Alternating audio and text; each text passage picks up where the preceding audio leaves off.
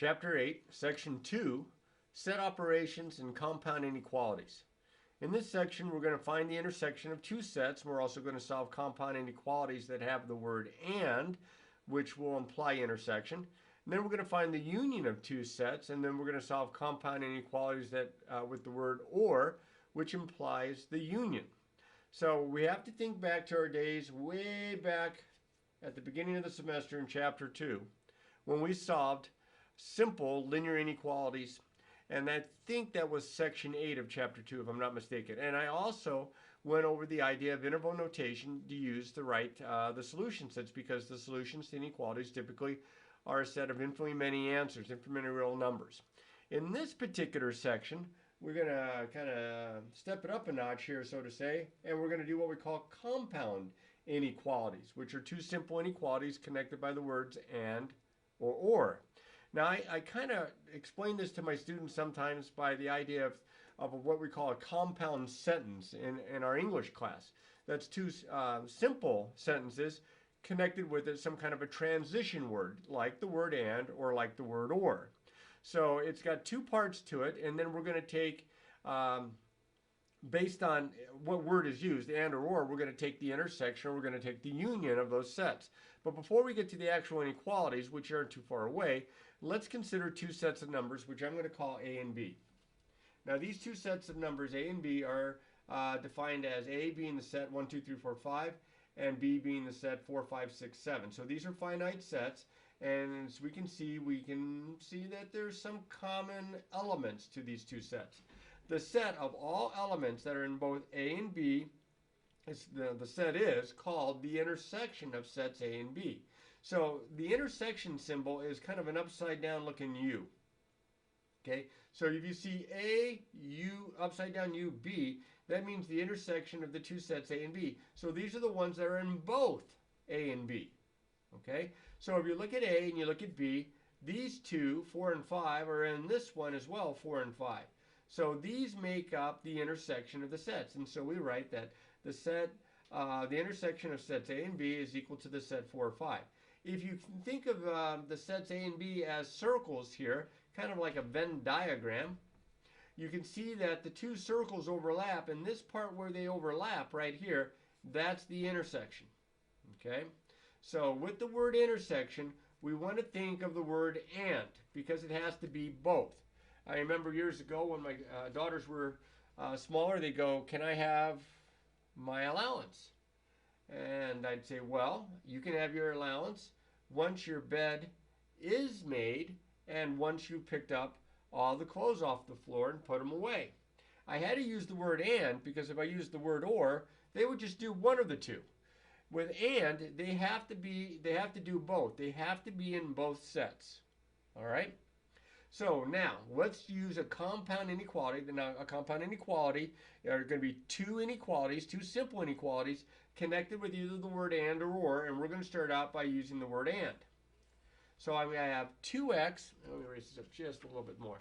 I have 2x minus 1 is less than 5, and x minus 3 is greater than -4. Now, individually, neither one of those inequalities would be that difficult to solve. That looks pretty easy. That one looks pretty easy.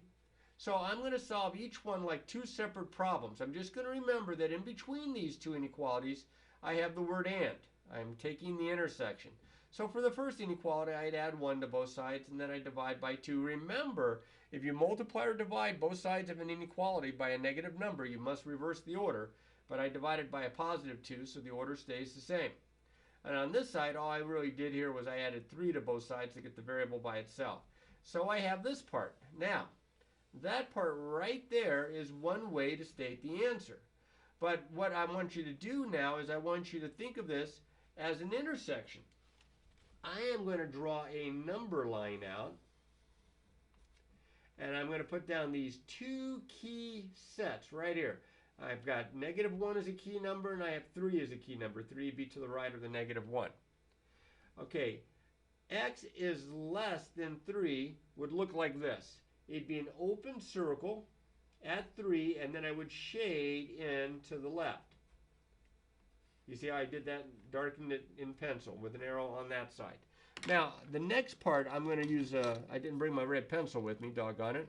I'm going to use a pen, and I'm going to mark the graph of x is greater than -1. So that'd be an open circle at -1 and everything to the right. So I don't know how well you can see that gray from the pencil and the blue from the pen, but they overlap right in here. All the numbers between 1 and 3, because any of these numbers between 1 and 3 is less than 3, and yet, excuse me, -1 and 3. It's bigger than -1, but smaller than 3 at the same time. If I pick a number over here like 10, 10 is greater than -1, but 10 is not less than 3, and means it has to be true for both statements. So it is this intersection, and I'm going to write this in interval notation. Hopefully you can still see this okay. I'm going to write parenthesis -1, comma 3, comma parenthesis. Or no comma after 3, just parenthesis. Now I know that kind of looks like an ordered pair, but this has to do with the context of the problem. And in this case, this is an interval notation, a set of numbers between -1 and 3, non-inclusive. Okay? Now let's try this again.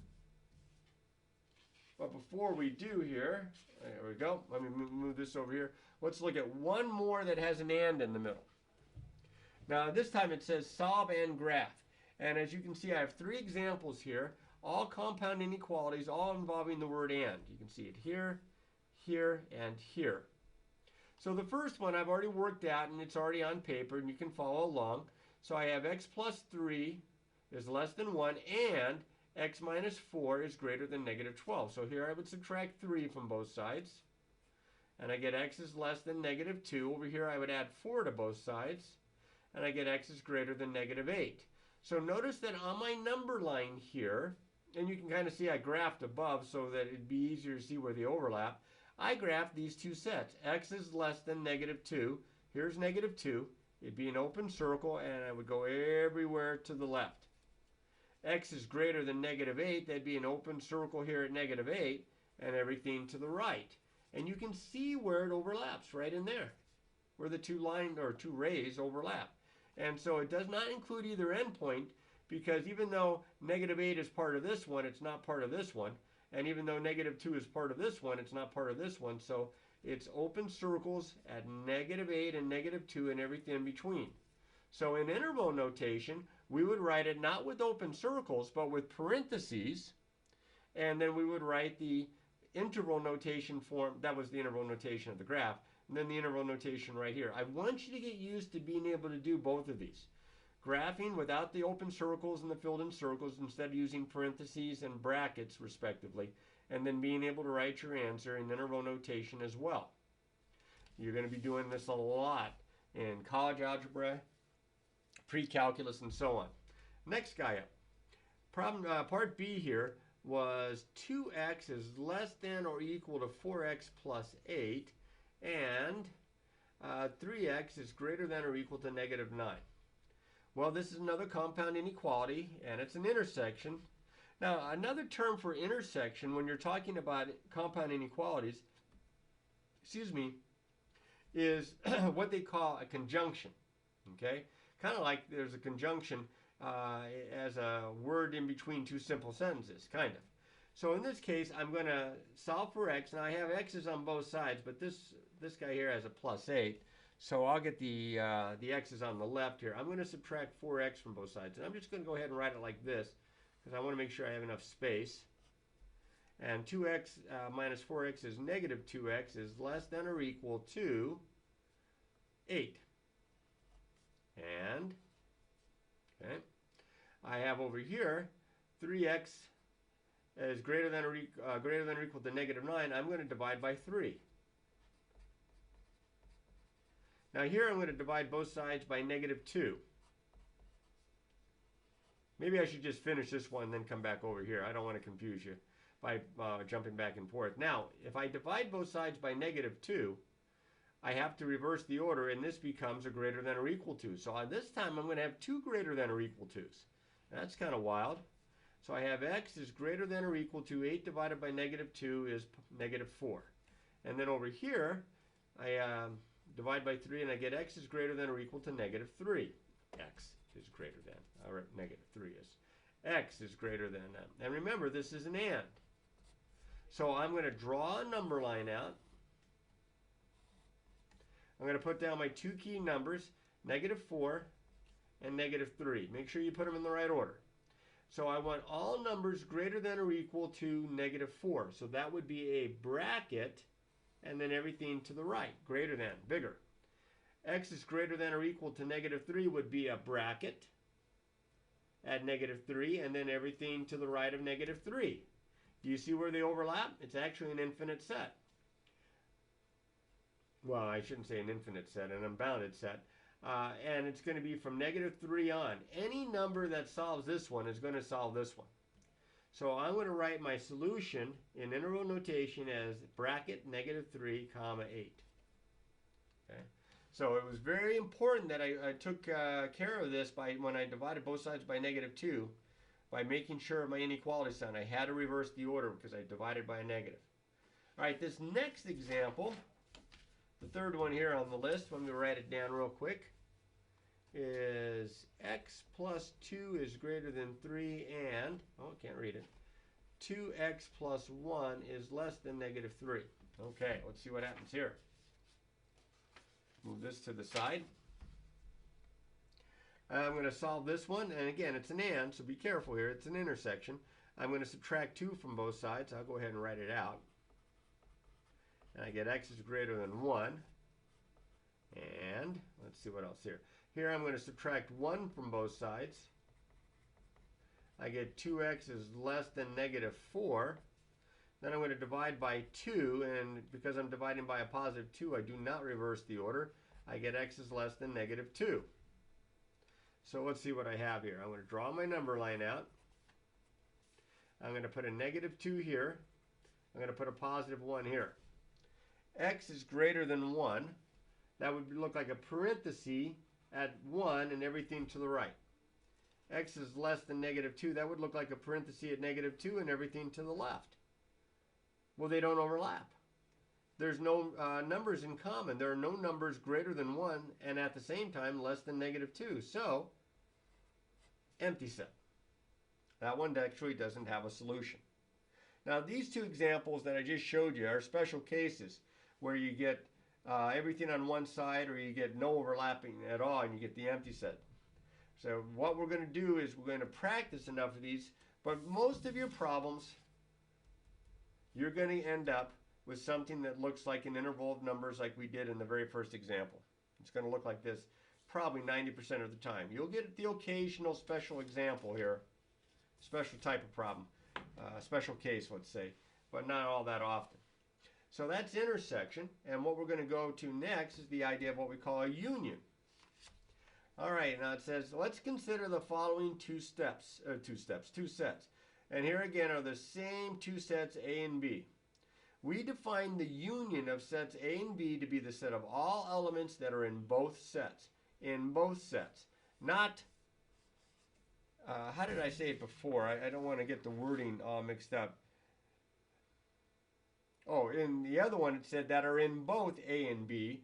So this one just says that are in both sets. So it's very subtle, but there's a difference. In the intersection, it has to be in both sets. In the union, it doesn't have to be in both sets. It just has to be in at least one of the sets. So notice here, and by the way, the symbol for union is, see, I wrote conjunction here. It's heavens and murgatroyd. This is a disjunction. Okay, so anyway, we're going to list all the elements that are in either set A or B or in both sets A and B. Now, we don't have to write the same ones down again, like more than one time. So here, if we have, oh, let's go back here. We had 1, 2, 3, 4, and 5. We had 4, 5, 6, and 7. Our union, and notice the capital U looking shape that represents the union symbol, is the set 1, 2, 3, 4, 5, 6, and 7. Now, I know 4 and 5 are listed twice, but we only write them once. Again, don't write repetitions here. Sorry about that. I hope I wrote conjunction down for the other one. I did not. I didn't write conjunction or disjunction. An intersection is a conjunction.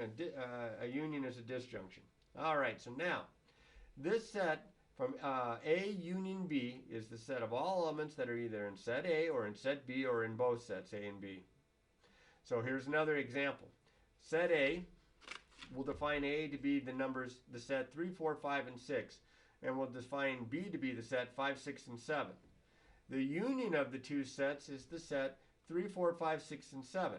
See, 3 is in there, 4 is in there, 5 is in there, 6 is in there, 5 is in there, 6 is in there, 7 is in there. Again, I don't write them down twice if they are in both. I just write it down one time. All right, now, it's kind of hard to tell, but if you let the two sets be A and B here, and they overlap, notice we want all the numbers that are in either A and B or in both A and B. All of them. Okay? Nothing left out. Union and the word or go hand in hand. Think about it like this. It's either in set A or it's in set B when you're taking a union. Now here's an example that's already kind of worked out here. It says solve and graph negative 12x is less than or equal to negative 24, or x plus 9 is less than 8. Okay, so what we're going to do here is we're going to solve each side individually. So here I have to divide both sides by negative 12, which, you know, because it's negative 12 times x. So that's going to reverse the order. The negative 12s are going to cancel. I'm going to get x is greater than or equal to negative divided by negative is positive, positive 2. Over here, it says x plus 9 is less than 8. Here I'm solving for x. I'm going to get rid of the plus 9 by subtracting 9 from both sides. And I get x is less than negative 1.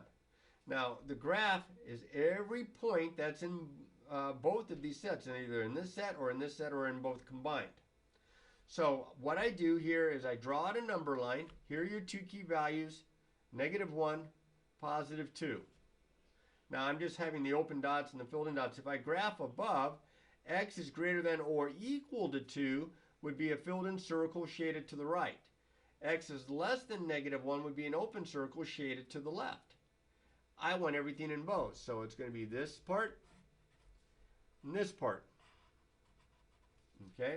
And I would write it this way. Well, I would if I was a student, as I did back in high school 40 years ago. But now what I'm going to do is I'm going to use interval notation. So instead of an open circle, parenthesis, and instead of a filled in circle, bracket. Notice how similar they look. And in this case, my set would be all the numbers less than negative 1, parenthesis, union, all the numbers greater than or equal to 2, so I need a bracket there. So this is the way I want you to get used to writing the answer.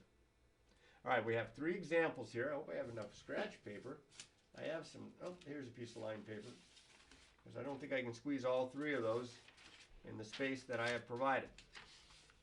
All right, let's try A here being x minus 1 is greater than 2, or 3x plus 5 is less than 2x plus 6. Here I'm going to solve this. This is a simple one. I'm going to add 1 to both sides.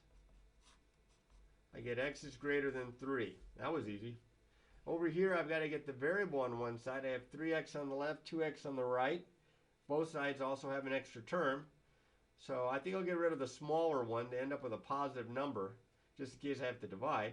I'm going to subtract 2x from both sides. Of course, somebody would call on my phone right in the middle of this. There we go. And I'm going to subtract 2x from both sides. 3x minus 2x is just x plus 5 less than. These cancel and I get 6. So now it's easy. I just have to subtract 5 from both sides. And I get x is less than 1. So I have x is greater than 3, or, key word there, x is less than 1. Time to draw out a number line. Put down my 2 key values of 1 and 3. Make sure, again, they're in the right order. Sometimes people get in a hurry. They put the 3 here and the 1 here. 3 is to the right of 1. X is greater than 3 would be a parenthesis and everything to the right. X is less than 1 would be a parenthesis at 1 and everything to the left. So I'm not looking to see where they overlap. Heaven help me if I was, because they don't. I want everything in both. So parenthesis here, everything to the right. Usually I just graph right on the graph paper or on the number line. And I don't do it for unions and don't do it above. Just wanted to show you an example of that. And that would be from negative infinity to 1, parenthesis, and then from 3 to infinity. Okay, parenthesis by the 3 as well. All right, there's your solution there, solve and graph. All right, so the next one, I better write it down because I don't have the piece of paper that had it. 3x minus 2 is less than or equal to 13, or x plus 5 is less than or equal to 7. I wonder if this is going to be a special case here. I'm going to add 2 to both sides. I get 3x is less than or equal to 15. Then I'm going to divide by 3. And because I'm dividing by a positive 3, the inequality stays the same order, and I get x is less than or equal to 5. Over here, this is a little bit faster. I subtract 5 from both sides, and I get x, I'll bring it all the way down here, is less than or equal to 2. Now, I think this is a special case because notice that the two inequality signs are going in the same direction. They're both less thans. So I'll put the 2 here, I'll put the 5 here. All right, maybe this time I will graph above here just to show you. X is less than or equal to 5 would be a bracket at the 5 and everything less than to the left. X is less than or equal to 2 would be a bracket at the 2 and everything to the left. So this set is included in this set, and since I want everything in both, I want the larger set, and that would be the graph, if you can see what that is, and then I would just write from negative infinity to 5. Bracket. The last example I have, 3x minus 2 is less than or equal to 13, or x plus 5 is greater than or equal to 7. What I'm going to do here is I'm going to solve this one. This is the same two inequalities. Nope, this one has a greater than or equal to in the less than. I thought I had the same problem twice. So add 2. Should have this one down by now. 3x is less than or equal to 15. Divide by 3. And I get x is less than or equal to 5. Here, or if I subtract 5 from both sides, I get x is greater than or equal to 2. So let me draw that number line out again. Here's 2, here's 5.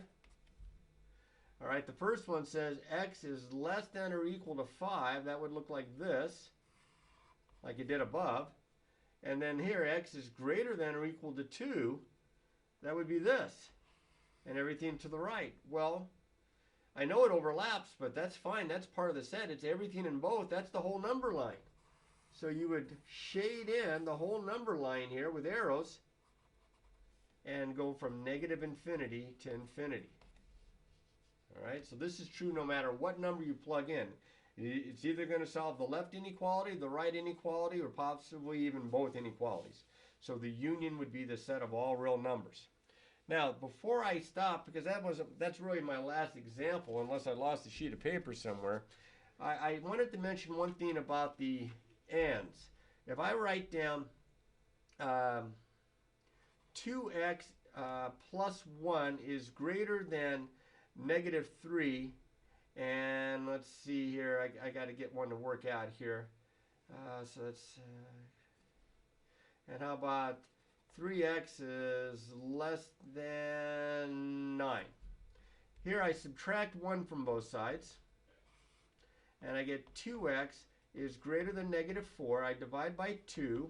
Hope I gave myself enough space here. And I get x is greater than, or not greater than or equal, just greater than negative 2. And this is an and. I'm sorry, this is an and. That's important. Divide by 3. And it's a positive, so I don't have to reverse the order.